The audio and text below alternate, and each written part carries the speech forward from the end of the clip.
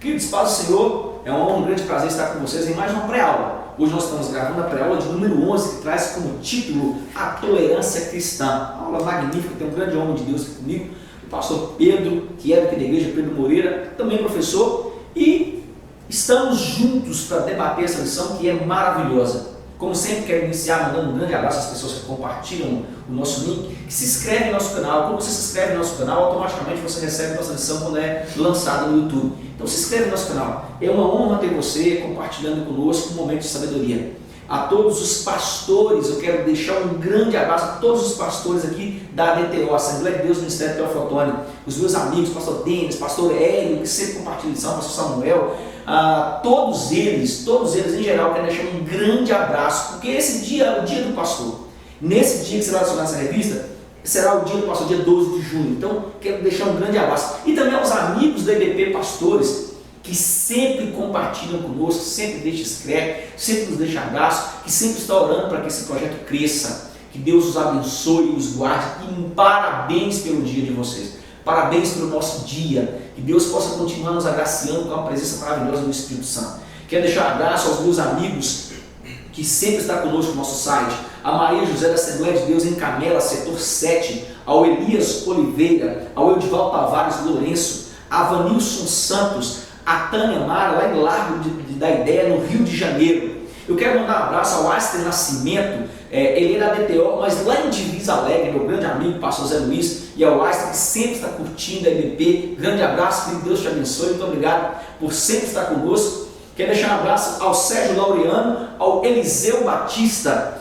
do distrito de Palmares, lá na Tailândia, no Pará, Ministério da Assembleia de Deus. Que Deus os abençoe, o guarde e traga sempre, querido, traga sempre no nosso coração a vontade de continuar fazendo com que a escola bíblica cresça no Brasil e fora do Brasil. Hoje nós vamos falar sobre a tolerância cristã. Está comigo o pastor Pedro, evangelista Pedro. O evangelista é pastor 2 vezes, sofre 2 vezes. Então, querido, nós vamos falar tópico a tópico, como sempre, ler o tópico e parar e explicar. Introdução com o meu querido amigo Pedro, fica à vontade, meu querido. Amém. Um abraço, pastor Elias. Saudade de vocês, né? Estou aqui retornando novamente e vamos hoje estudar a lição de número 11, a tolerância cristã. Eu vou dar um abraço para todos que estão nos ouvindo. Você, irmãos lá da Assembleia de Deus, da cidade de Itauá, pessoal da Igreja de Nova Filadélfia. Um abraço forte. Pessoal do Espírito Santo, né? Estive lá esses dias no Espírito Santo e passei esse canal, né, a EBP em Foco, para alguns irmãos. Vocês falam que nos assistir. Um abraço a todos. Vamos começar essa lição de hoje, lição de número 11. A introdução diz assim: o apóstolo Paulo foi informado que havia alguns conflitos na igreja de Roma, os quais giravam em torno da liberdade cristã. Alguns crentes, ainda imaturos, se escandalizavam com determinadas atitudes dos crentes, cuja fé achava-se amadurecida. Esses conflitos, como acredita a maioria dos comentaristas, surgiram com o retorno de alguns judeus cristãos que haviam sido expulsos pelo imperador Cláudio. Estes, ao se juntarem à igreja formada na sua maioria por gentios, se escandalizavam com determinadas práticas. Paulo busca um ponto de equilíbrio a fim de que a obra de Cristo não sofresse nenhum dano. Este é o tema que vamos estudar. Então o senhor lê, eu comento, depois eu vou ler, o senhor comenta. Tudo bem. Fechado. Querido, entenda uma coisa. Nessa introdução você deve levar passada que os conflitos em Roma, e o capítulo 14 vai falar sobre a tolerância com os fracos na fé, e é muito importante isso para a igreja, muito importante, é de extrema importância.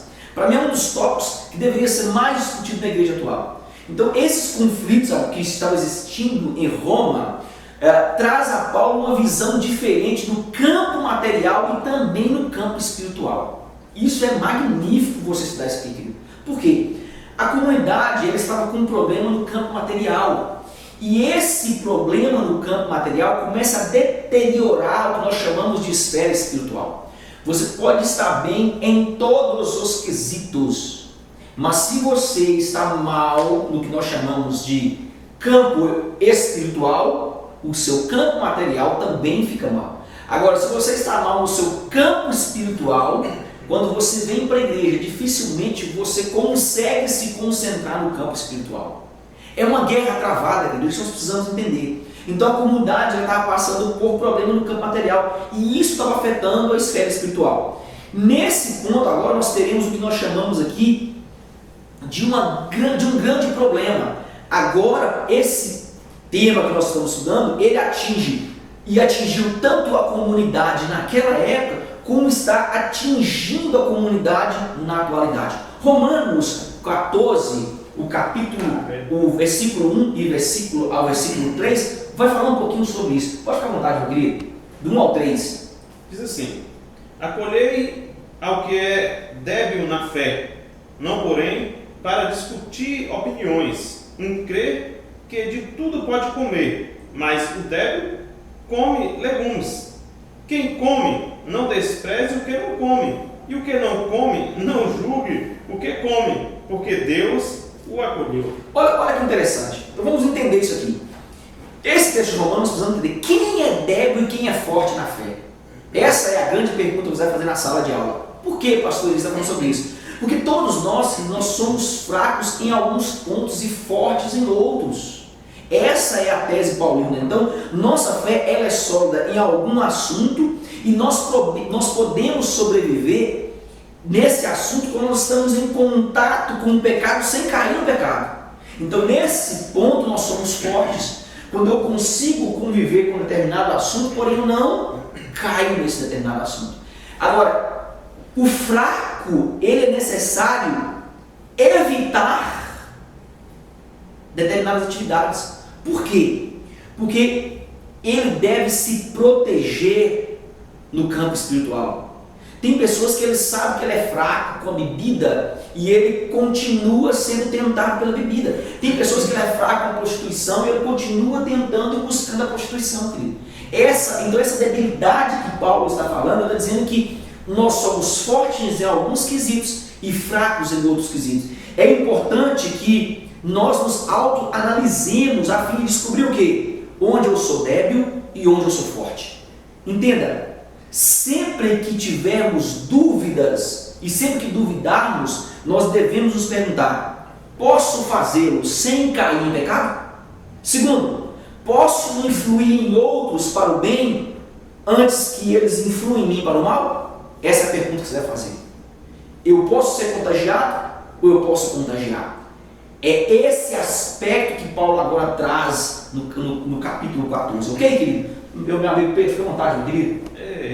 Nessa introdução, nós vamos ver bem que Paulo, ele tenta trazer e traz, de certa forma, um equilíbrio, porque esses conflitos, ele tem se estendido ao longo dos tempos, né? Inclusive nos dias de hoje, como você já comentou.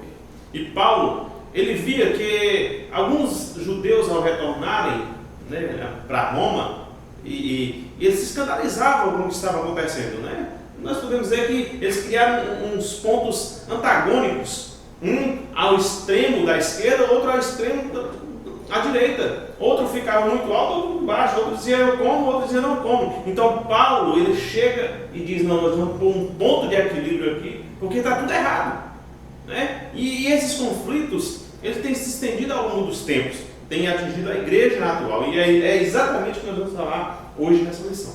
Ok, eu vou continuar aqui no tópico de número 1, que fala sobre uma igreja heterogênea, diz a natureza da igreja.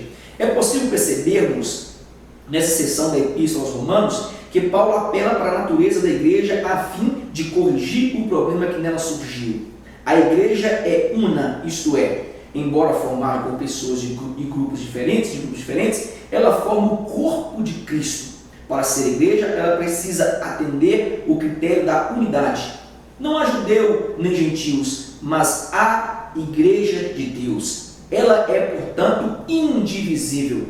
Esse é o primeiro aspecto que podemos perceber na linha argumentativa de Paulo. Nisto vemos a igreja heterogênea da igreja. Olha que interessante, nisto vemos a natureza heterogênea da igreja. Essa igreja una é indivisível, é de natureza local e universal.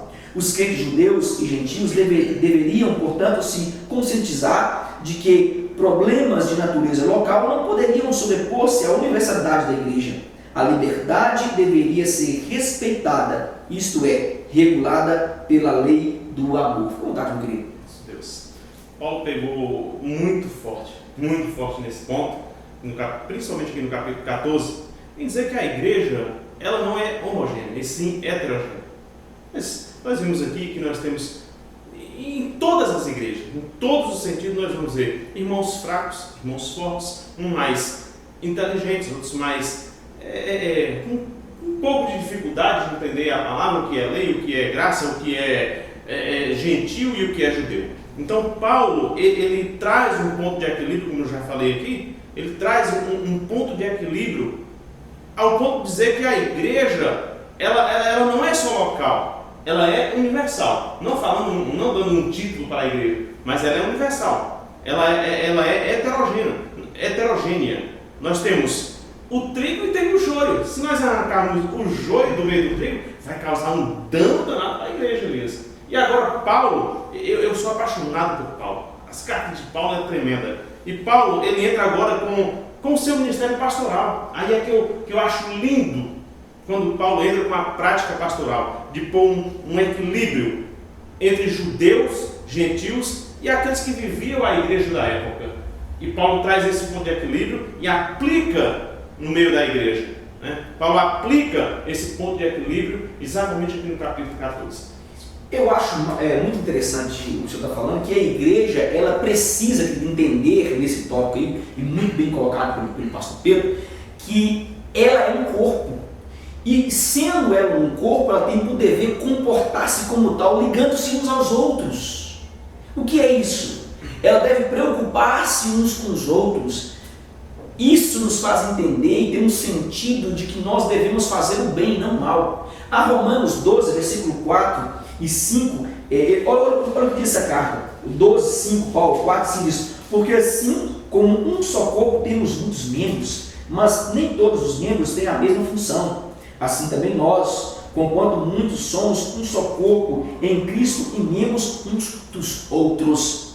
Eu acho interessante que nós vamos ver em Coríntios que há uma divisão: eu sou de Paulo, eu sou de Apolo, eu sou de Cristo. Existe na atualidade, querido. E essa divisão, ela nos leva a o que nós chamamos de definhar a igreja. A Bíblia nos diz que Yeshua, ou o próprio Adonai, escolheu uns para apóstolos, outros para mestres, outros para doutores, outros para pastores. Isso significa que nós devemos conviver com a inteligência do mestre, mas também aprender com o débil. Significa que nós devemos conviver com o pastorado, mas também sentar-se e deleitar-se de um aprendizado com o apóstolo. Isso significa que nós devemos entender que Deus chamou cada um no seu contexto. O que Paulo está querendo dizer aqui é que deveria existir uma consciência de que os problemas locais não podem superar a universalidade da igreja. O que precisa ser posto como base aqui, querido, é a restauração. E o que é essa restauração? A restauração é o amor e não a lei.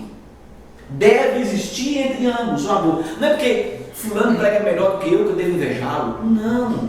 Não é porque fulano fala melhor que eu devo... Não, de maneira nenhuma. Deus trata agora o quesito, o caráter espiritual de cada um, segundo o dom que foi lhe dado. Se é apóstolo, se é apóstolo, se é mestre, é mestre, se é doutor, é doutor. Então há uma derivação desse termo no original, significa eu coloco uns para mestre, outro para doutores, outro para pastores e outro para apóstolos, significando que em todo esse contexto atual que nós vivemos na igreja, não existe maiores ou menores, existe discípulos.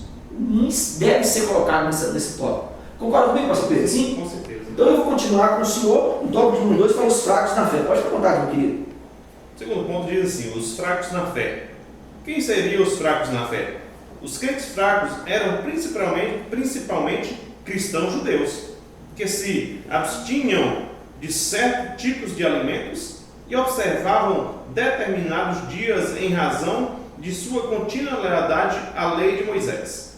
Muitos judeus que haviam se convertido não conseguiam se libertar totalmente dos preceitos do judaísmo, além de observar determinados rituais relacionados ao culto, eles queriam que os gentios fizessem o mesmo. Paulo teve que resolver problemas semelhantes na igreja de Corinto, Galácia e Colossos. Esses cristãos, podemos chamá-los de imaturos, não conseguiam entender por completo a natureza da nova aliança em Cristo Jesus. Eram crentes nascidos de novo, mas ainda não haviam conseguido se libertar do legalismo. Então é minha vez de comentar agora, o senhor está à vontade. O que é fraco na fé, querido? Entende isso aqui? Essa pergunta ela deve ressoar e deve ser respondida à altura para os seus alunos. Nós lidamos com isso todos os dias na igreja. É o nosso dever lidar com fracos na fé também, é o que nós chamamos de débito no início da lição. O que é fraco? Paulo se refere ao fraco na fé como aquela pessoa imatura, que não desenvolveu ainda o que nós chamamos de músculo, que lhe permite ficar de pé contra as pressões externas. Querido, como os cristãos sofrem pressão externa? E cada um tem sua pressão externa. Você, professor, tem sua pressão externa. O pastorado tem uma pressão externa. O episcopado tem todos nós temos uma pressão externa. Agora, o seu aluno também tem uma pressão externa. Seja ele da sala ou seja ele do trabalho. Seja ele da sala ou seja ele do estudo, dos estudos acadêmicos. Nós sofremos uma pressão externa. Tanto interiormente como exteriormente. Tanto na igreja local, como também fora do mundo.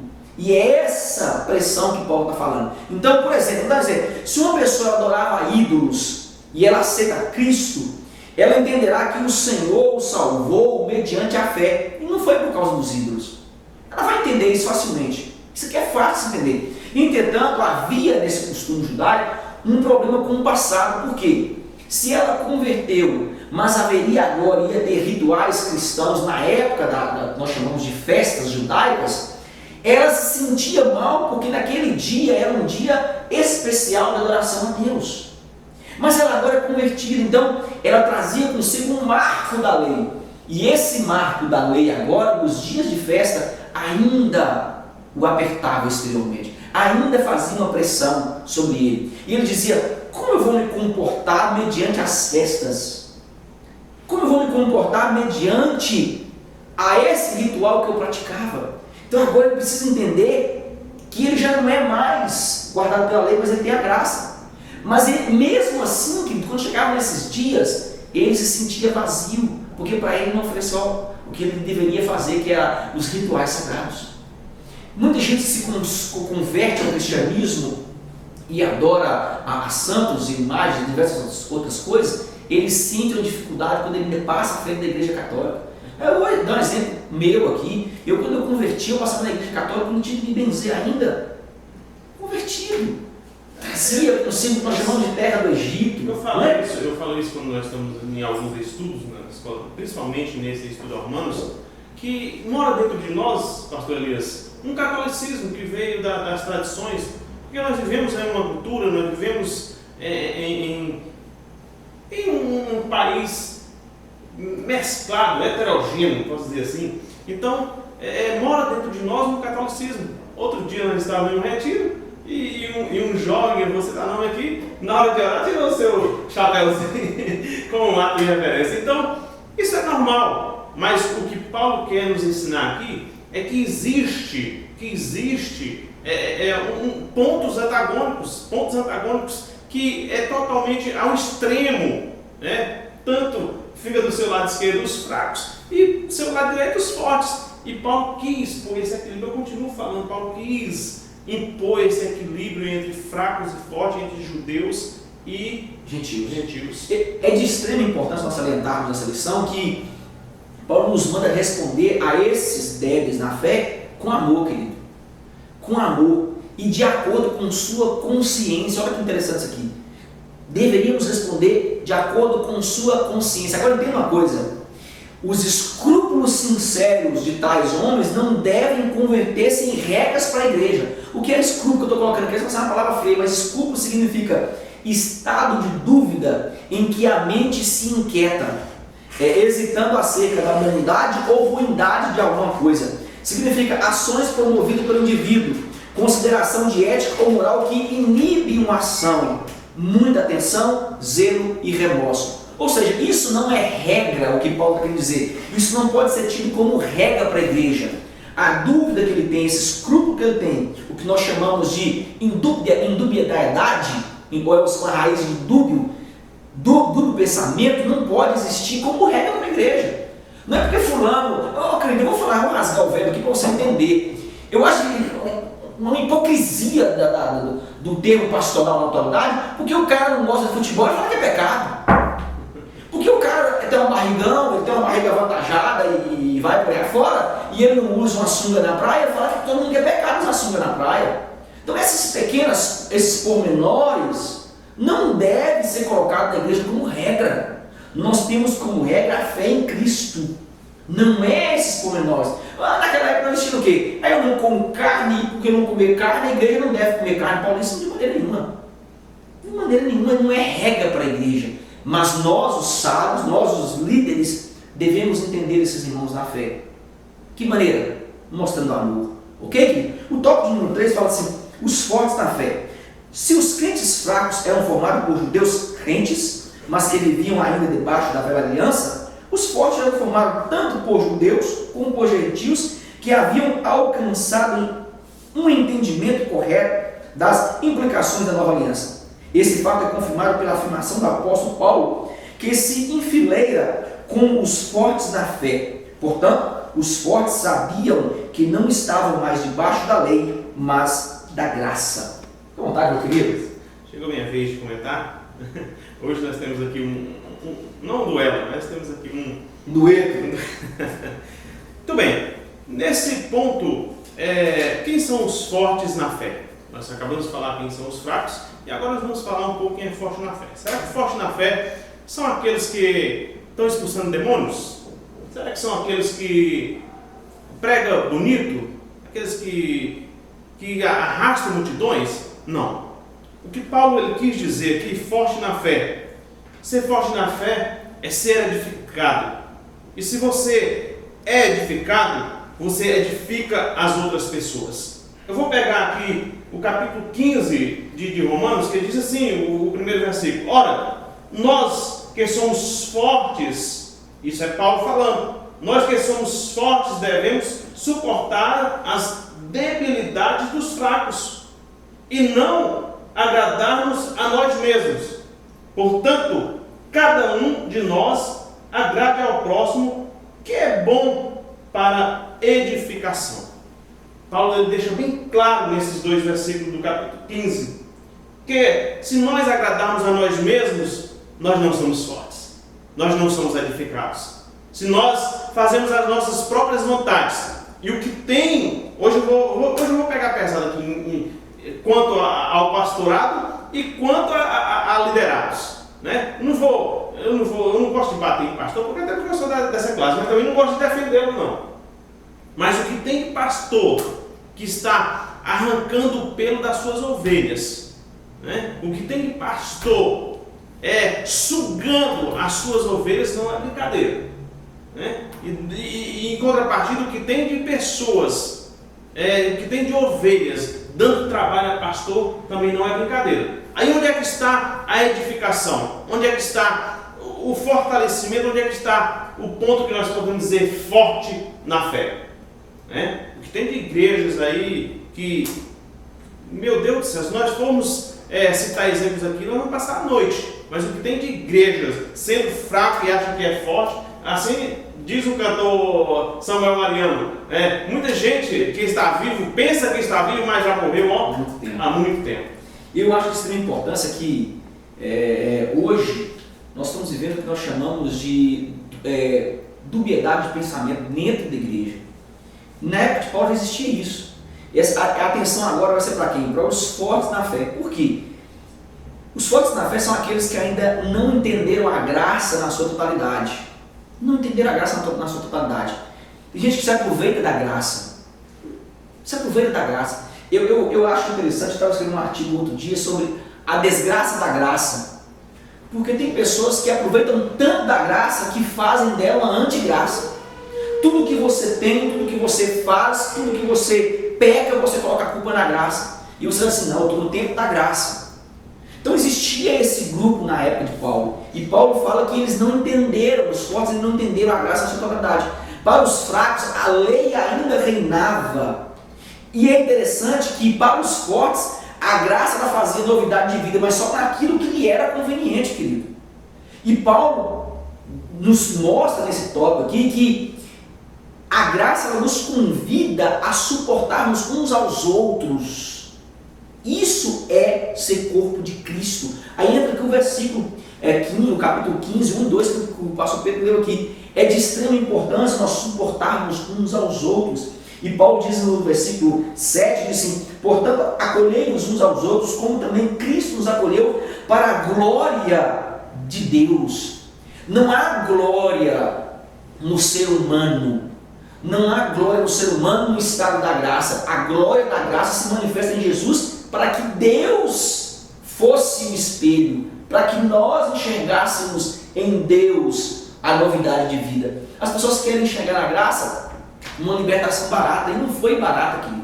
É isso que nós precisamos entender, o que Paulo está colocando nesse capítulo 14. A tolerância, ela ainda é e deve ser a maior tese no meio acadêmico, e principalmente, vou tirar o meio acadêmico aqui agora e colocar no seio da igreja. Por que no seio da igreja? Se nós não tolerarmos uns aos outros, como nós iremos pregar um evangelho de amor? Como nós iremos falar, se Jesus disse: conhecereis que sois meus discípulos, João 13, 34, 35, quando amardes uns aos outros? Onde há graça se nós não entendemos o amor? Ok? Vou continuar aqui, o tópico de número 2. Da sequência aqui, tópico de número 2, uma igreja tolerante. A lei da liberdade. Um tema que Paulo trata com bastante ênfase na epístola aos Romanos é da liberdade, é o da liberdade em Cristo. Em Romanos 7, 24 e 25, o apóstolo tinha consciência da incapacidade de crente se autolibertar. Por isso, ele glorifica a Deus na pessoa de Jesus Cristo, por ver a liberdade das garras do pecado. Em sua epístola, endereçada à igreja de Galácia, ele escreveu que foi para a liberdade que Cristo nos chamou. A liberdade cristã lhe dava certeza de uma coisa: eu sei e estou certo no Senhor Jesus que nenhuma coisa é de si mesma imunda, a não ser para aquele que a tem por imunda.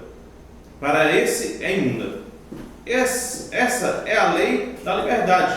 A palavra grega kainos, traduzida aqui como imunda, se refere às coisas que a lei mosaica considerava comuns ou impuras. A lei da liberdade mostrava aos crentes maduros que eles estavam livres dos rudimentos da lei de Moisés. A advertência de Paulo nesse tópico ela é simples. Paulo está nos mostrando aqui que a liberdade de Cristo nos faz um só povo.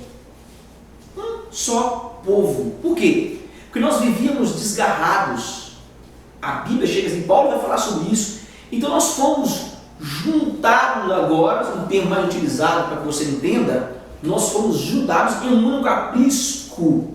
E para um único pastor, sabe quem? Jesus Cristo. Então essa união nos leva a um momento de entendimento. Por quê? Nós não somos mais dependentes da lei, mas nós somos sim dependentes da graça manifestada aonde?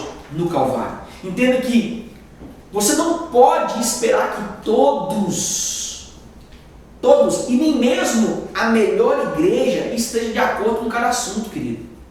Não vai existir, são mentes humanas falhas, cheias de problema. Entenda que quando você expõe uma ideia e quando você coloca o seu pensamento, vai haver níveis de compreensões diferentes. Mas quando nós colocamos as nossas ideias dentro do tema bíblico, nós temos a probabilidade de chegar a um consenso mais espiritual. Então entenda que você deve escutar o que os outros falam e respeitar a proposta do que as outras pessoas estão querendo lhe passar. A diferença de opinião, querida, ela sempre vai existir e ela pode até causar divisão. Isso é muito comum no seio da igreja.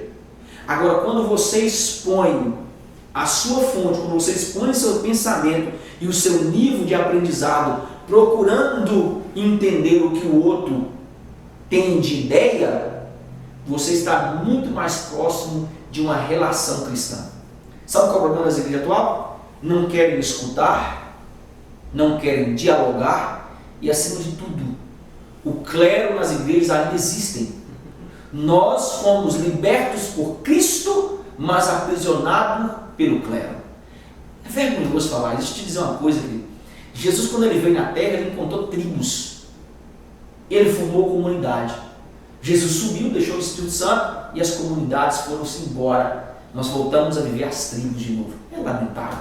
Infelizmente, posso pedir para ficar à vontade, meu querido? Gente, vamos pular do tópico. Pode ficar à vontade. O próximo tópico, acho que é sua vez. É minha vez de ler? A lei do amor, segundo tópico. A lei do amor, segundo tópico, diz assim: o versículo 15 do capítulo 14 de Romanos diz: mas se por causa da comida se contrista teu irmão, já não andas conforme o amor.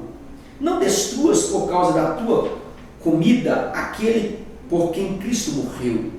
Tendo chamado a atenção para a lei da liberdade, agora o apóstolo passa a falar de outra lei, a lei do amor.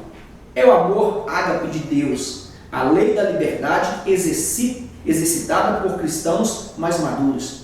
Mostrou-lhe Paulo, permitia quebrar certas regras ritualísticas. Todavia, se isso causasse algum escândalo nos crentes imaturos, então essa liberdade deveria ser restringida. É muito forte esse segundo ponto aqui, a lei do amor. O que é o amor? Amor ágape de Deus, né? Aquilo que ele entregou o seu filho. Nós já escutamos milhares de vezes essa mesma palavra. Mas se nós formos entender o que é realmente o amor, de dar o seu próprio filho em prol de pessoas pecadoras que não mereciam, assim como eu, assim como você, não merecia esse amor, esse perdão. E Deus, ele teve essa misericórdia e entregou uma igreja. É por isso que eu falei que hoje eu vou bater em pastor. Entregou uma igreja que foi comprada a preço de sangue, não foi barata, Aleluia. Não foi através de ouro, não foi através de dinheiro, e sim através do sangue precioso de Jesus. Esse é o amor ágape de Deus. Deus, ele compra uma igreja através do sangue de seu filho. Eu que tenho filho, você que tem filho, nós sabemos o valor que tem um filho. E jamais eu entregaria o meu filho para morrer por alguém que eu não conheço. Ainda por cima ser pecador, ainda por cima não prestar, assim como era nós. E Deus, ele entrega uma igreja para determinados pastores, para que ele cuide. E vai um recado para você que é pastor. Pastor tem que ter cheiro de ovelha. Pastor, ele necessita, ele precisa cheirar a ovelha. E tem muitos pastores que só estão na frente da igreja porque ele tem um bom salário. Se cortar o salário desse pastor, não quero citar nomes aqui, mas tem a igreja como uma empresa, onde tem gerente, onde tem funcionários, e não tem cheiro, perdeu a essência, não tem cheiro de ovelha.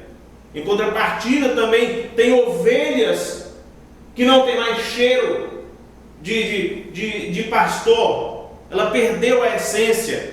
Pulou do aprisco. Pulou. É exatamente isso que Jesus falou. Aquele que não entra pela porta é ladrão e salteador. O que tem de pessoas aí que perdeu a essência de ovelha, virou bode, virou lobo, virou qualquer bicho, menos ovelha.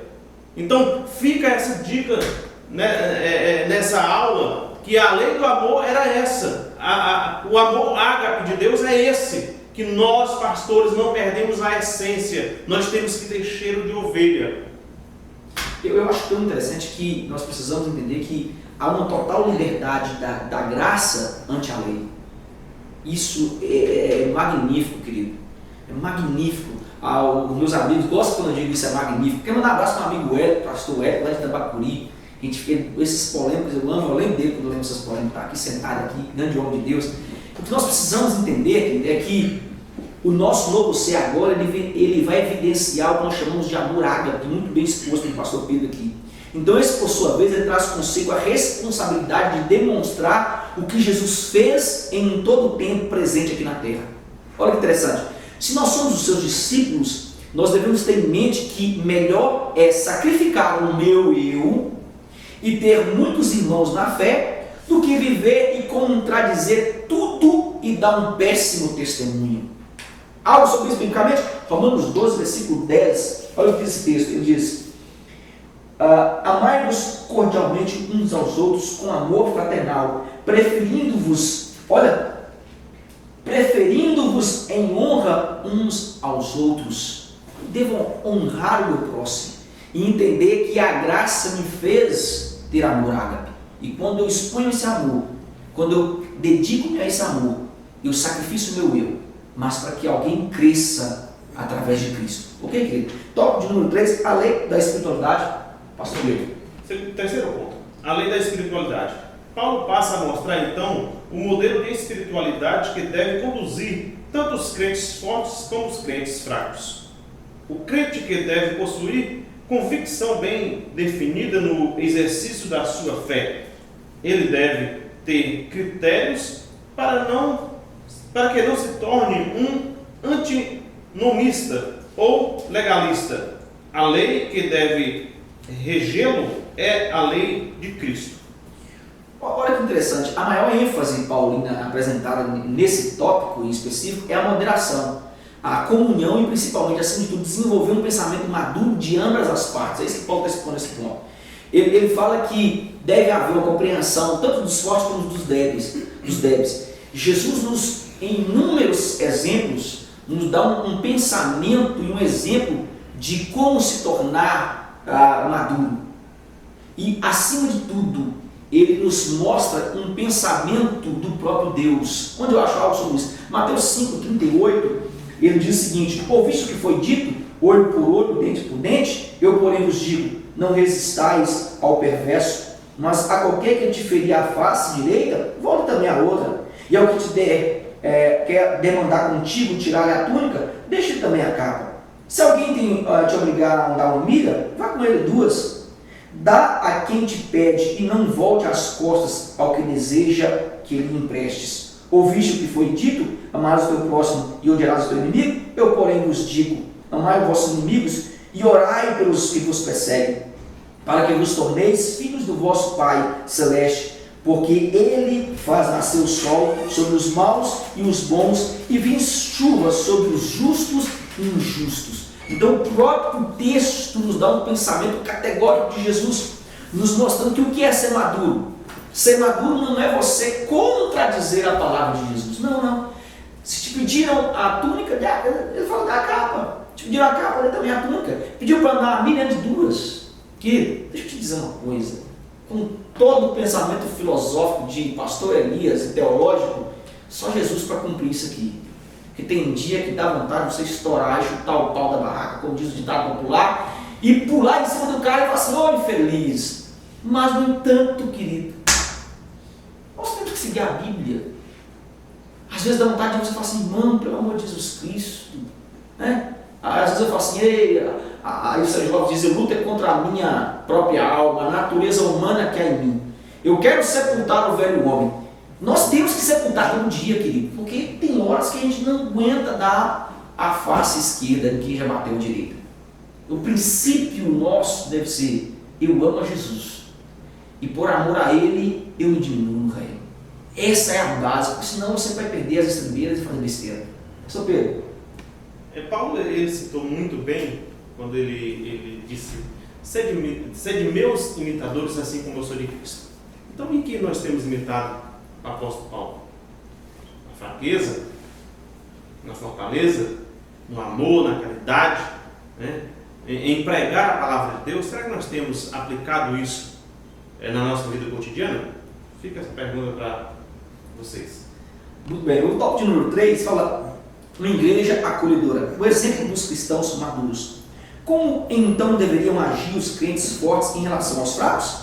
Paulo respondeu: mas nós que somos fortes devemos suportar as fraquezas dos fracos e não agradar a nós mesmos. Portanto, cada um de nós agrade o seu próximo no que é bom para a edificação. Os crentes maduros deveriam dar graças a Deus por entender o real propósito da nova aliança.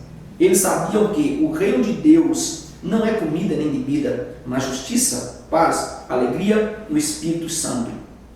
Exatamente por possuírem uma fé mais substancial, eles deveriam servir de modelo para aqueles que ainda não haviam alcançado esse nível de maturidade.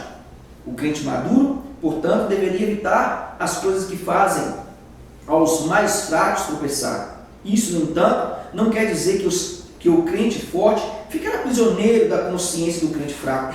Quer dizer que o crente forte é responsável também pelo crescimento e amadurecimento do fraco, mostrando-lhe com amor, o que significa ser livre em Cristo. Pastor Pedro. Beleza. Hoje não é dia de doutrinar, mas nós temos que falar. Temos que falar, porque hoje virou modinha ser crente. O nome evangélico virou modinha, né?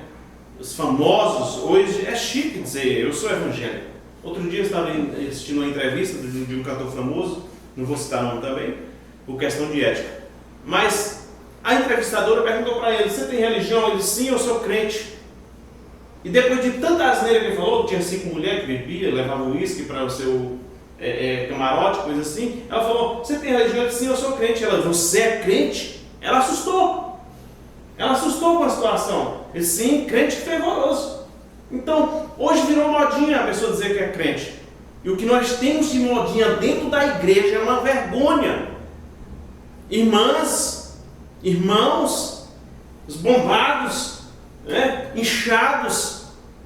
Parece sabe aqueles bolos que você coloca bastante fermento, pastor Elias, que ele incha tanto que cai a massa dentro do forno e queima. O gosto fica ruim. E a fedontina, então é isso que está acontecendo dentro das igrejas. Irmãos, para de modinha. Fortões, bombados, irmãs que estão pegando modinhas da televisão, que eu acho um lixo. Nós tivemos um estudo ontem muito bacana a respeito de programas de televisão. Irmãs que estão colocando silicone no seio, no bumbum, para... Irmãos, em que nós estamos imitando Cristo? E esse ponto, o apóstolo Paulo, nesse terceiro tópico, o apóstolo Paulo, ele cita esse exemplo de crentes fortes para dar exemplo aos fracos. Em que eu estou escandalizando meu irmão? Em que modelo eu estou passando para o meu irmão? A Bíblia nos diz, o apóstolo Paulo diz: se comer carne escandaliza o seu irmão, não coma carne. Aqui, nesse capítulo 15 de Romanos, Paulo ele dá ênfase a isso, que nós temos que ser exemplo para os mais fracos. Nós que somos fortes, eu não me incluo nesse meio, mas Paulo diz: nós que somos fortes temos que ser exemplos para os fracos. É o contrário de Coríntios. Paulo falando aos Coríntios, ele pegou pesado eles. Em 1 Coríntios, no capítulo 3, Paulo diz assim: eu, porém, irmãos, eu falo não como espirituais, e sim como carnais, como a criança em Cristo. Ele diz, no segundo ponto, ele diz: leite eu vos dou para beber, não vos dou alimento sólido, porque ainda não podeis suportá-lo, nem ainda agora, nem depois, porque ainda sois carnais. Portanto, havendo entre vós ciúmes e contendas, não é assim que sois carnais e andais segundo os homens? Eu acho de extrema importância que nesse tópico eu vejo algo interessante, que Paulo, no Concílio de Jerusalém, isso é muito categórico, lá em Atos 15 vai falar sobre isso.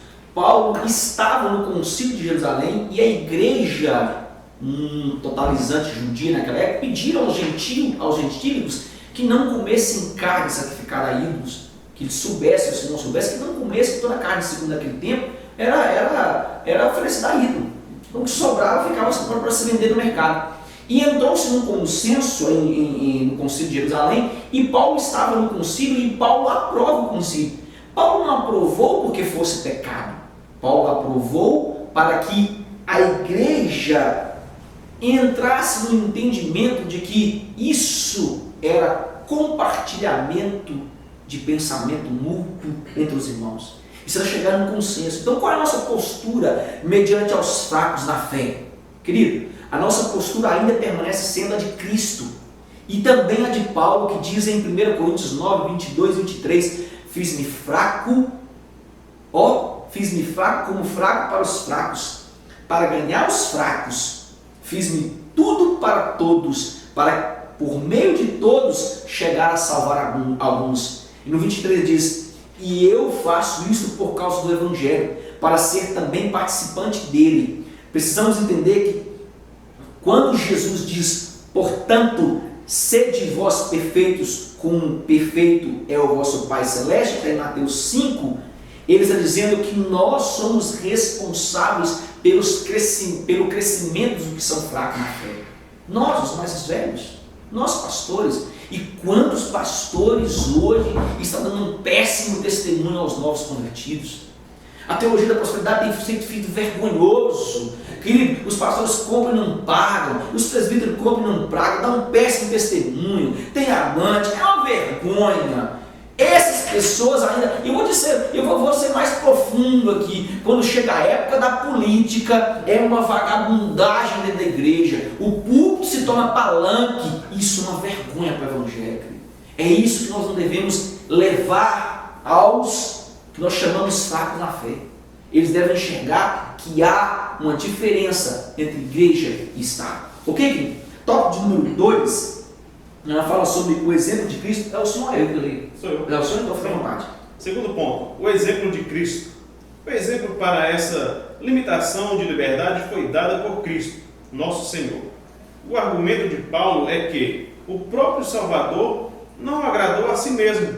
Então, porque os crentes que se consideravam mais espirituais não poderiam agir da mesma forma?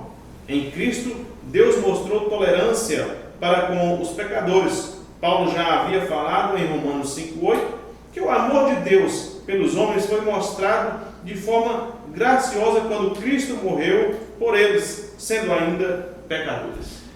Eu entendo e vejo esse tópico aqui algo muito interessante, que a cada passo que nós efetuamos na caminhada cristã, nós descobrimos que o pecado não é sozinho um assunto privado. Eu pequei e ninguém sabe. Não, ele não é assunto privado. Por quê? Eu vou até falar isso com muita ênfase, que tem jovens que pecam e acham que ninguém viu. Querido, a sua cara te denuncia, igual Pedro.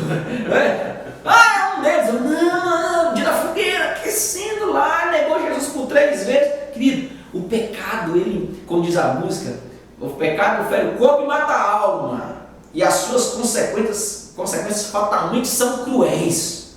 Por que eu falo isso? Porque nós cristãos denunciamos e nós cheiramos a Cristo, como diz Pedro, que cheira pastor cheira ovelha. E nós cheiramos a Cristo. Então, quando eu estou em pecado, eu cheiro pecado. Eu não tenho a alegria de servir a Jesus. Então entenda que a cada passo que nós afetamos... Você citou um exemplo dos jovens aí, mas eu vou mais além. Sim, pode. Não é só os jovens que está com a cara de denúncia, né? Assim como Pedro. Né? Mas eu falo a igreja em geral. Né? Obreiros, pastores, irmãs, irmãos, jovens. Não vou falar aqui das crianças, não. Tá? Mas o que tem de pessoas, de membros que estão roubando a Cristo. Em que roubais o Senhor? Nos dízimos, nas ofertas, né? Nas mentirinhas, nos desvios, sabe? Desvios de verbas que é do Senhor. O que tem de pastores, graças a Deus, na nossa igreja não tem ninguém com carro importado. Mas o que tem de pastores que está pegando seus dízimos, comprando carro importado, entrando em boates, usando o dinheiro do Senhor com mulheres, com bebidas. Infelizmente nós temos que falar isso, mas tem, amigos. Aí nós entramos No mesmo sentido de Pedro, a tua fala te denuncia. Eu acho interessante isso aqui. É que se o pecado ele não é um assunto privado, e por que disso, pastor? Porque tudo que nós fazemos, ele afeta a outros, e frequentemente nós devemos pensar nisso. O seu cair faz com que outras pessoas caiam. O seu denunciar faz com que outras pessoas entendam e sejam fracos na fé. Então, Deus nos criou para ser seres interdependentes. Vou mandar um abraço para um amigo, Jonathan, lá da EBJ, grande homem de Deus. Querido, o nosso Deus nos criou para ser interdependentes. Isso significa que nós não conseguimos ser independentes. Nós não conseguimos ser independentes. Você precisa de outras pessoas. Você precisa disso. Grande abraço para Mateus, grande homem de Deus. Então entenda que nós somos fortes na fé. E nós não devemos ter orgulho e nem altivez. Devemos tratar os outros com amor, com paciência e com domínio próprio. Se Cristo demonstrou tolerância com os pecadores, quem somos nós fazendo diferentes? A Talmud nos deixa uma grande frase. E a frase é o seguinte: se existem coisas que são permitidas, mas que alguns tratam como proibidas, você não deve aceitá-las na presença deles. Talmud fala isso. No livro Nedarim, página 15a. Querido, se existem coisas que são permitidas, mas que para alguns são proibidas, você não deve aceitá-las na presença deles. Ok? Tópico de número 3 fala sobre o exemplo das Escrituras. Paulo apela para as Escrituras como instrumento aferidor da espiritualidade. Ele chama a atenção dos crentes, tanto os fortes como os fracos, exortando e dizendo que o ensino das Escrituras deve ter um efeito prático em nossa vida. Ela não foi escrita apenas como um livro de valor histórico, mas é inspirada palavra de Deus e, portanto, deve ser normatizadora da vida do crente. Ela foi escrita não para ser um instrumento de discórdia ou aprisionamento, mas para alimentar a nossa esperança. Pastor Pedro? É comigo. Eu vou citar um exemplo bem antigo, quando eu assisti Jesus, lá nos meados do ano 96, 97. Já tem muita água passou debaixo da ponte desse tempo para cá. Eu comprei uma bíbliazinha pequenininha, porque eu tinha vergonha de andar com a Bíblia na rua, né? Mas o que eu quero dizer com isso? Que Bíblia grande não é sinônimo de espiritualidade, né? Cara fechada, as pessoas que cruzam a perna, como costuma dizer, em cima do púlpito, cruzam as pernas e ficam com a cara fechada, isso não é sinônimo de espiritualidade. Mas a palavra de Deus, como está escrito aqui na lição, ela foi escrita não para ser um livro de filosofia, não um livro para ser debatido nas ruas. Outro dia eu estava no curso bacharel, vendo uma discussão e o pau estava quebrando, sabe? É bom, é bacana você estudar a palavra de Deus, ter debates, mas a palavra de Deus ela foi escrita para a nossa esperança. Que esperança é essa? De um dia nós irmos morar no céu. Ela é escrita por mão de homem, sim, como alguns dizem, papel aguenta tudo, mas ela é inspirada, ela é a própria palavra de Deus, é através dela que nós vamos chegar até o céu, né? A própria Bíblia, ela nos diz: porfiai a entrar pelo caminho e pela porta estreita. O caminho é apertado, a porta é estreita, mas é ela que conduz à salvação. Então a palavra de Deus é isso, né? Pastor Elias. Eu acho interessante nesse tópico número 3 que a maior de todas as teses é apresentada ao grupo de irmãos em Roma agora. Ele está mostrando que quando houver dúvida nesses termos, querido, a maior bússola é a palavra de Adonai.